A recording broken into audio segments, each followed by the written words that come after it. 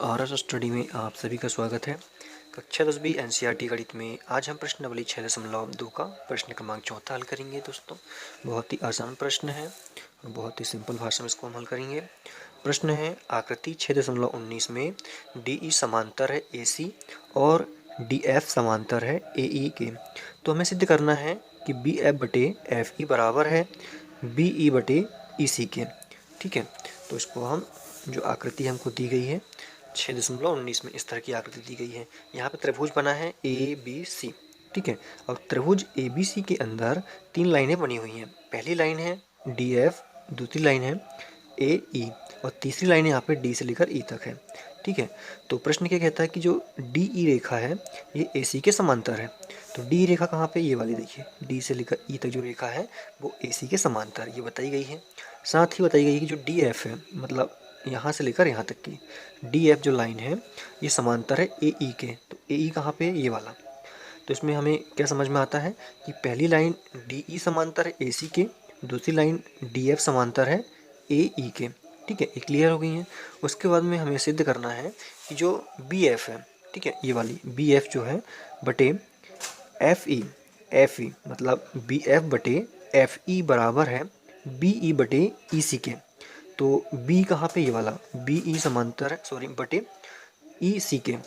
ठीक है, तो ये वाली जो रेखा है यहाँ से यहाँ तक BF बटे FE बराबर है BE, यहाँ से यहाँ तक BE बटे EC के।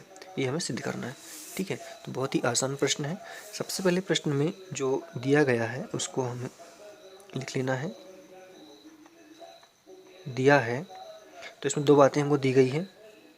कौन कौन सी बातें बताई गई है यहाँ पे कि यहाँ पे जो DE है ये समांतर है AC के। ठीक है, और दूसरी बात यहाँ बताई गई है कि जो DF है ये भी समांतर है AE के।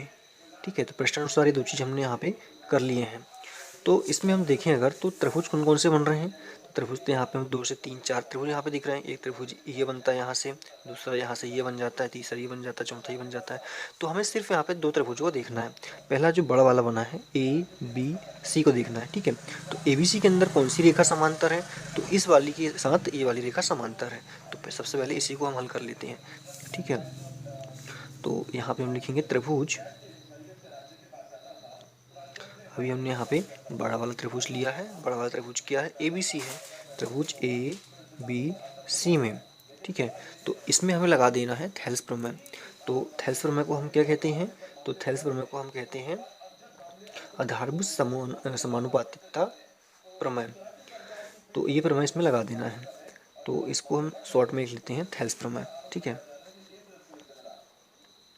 थेल्स प्रमेय से, त्रिभुज ABC में थेल्स प्रमेय से। ठीक है, तो त्रिभुज कौन सा, ABC। तो इसमें अगर हम इसको इस तरह से देखें तो त्रिभुज ABC में ये वाली रेखा इस रेखा के समांतर है। तो थेल्स प्रमेय क्या कहती है, तो जैसे ही हमने पहले भी पढ़ चुका है थेल्स प्रमेय में, तो इसको हम लिखेंगे यहाँ पे BE बटे, इसको हम लिखेंगे BE बटे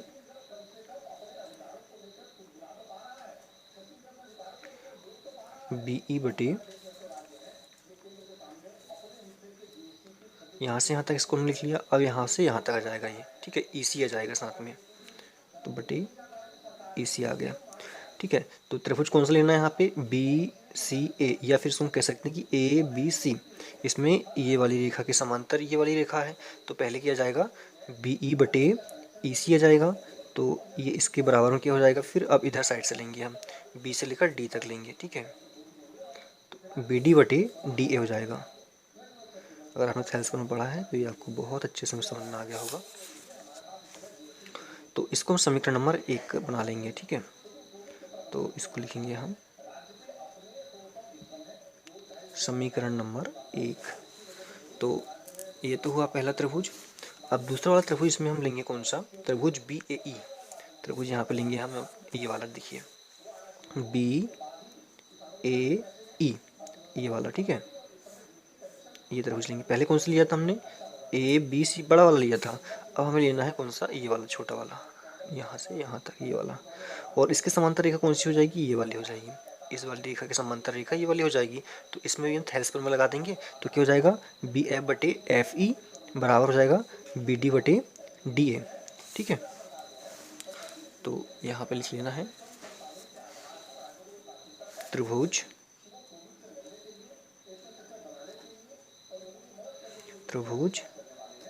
बी ई ए में थेल्स प्रमेय से, पुस्तक में यहाँ पे थेल्स प्रमेय से।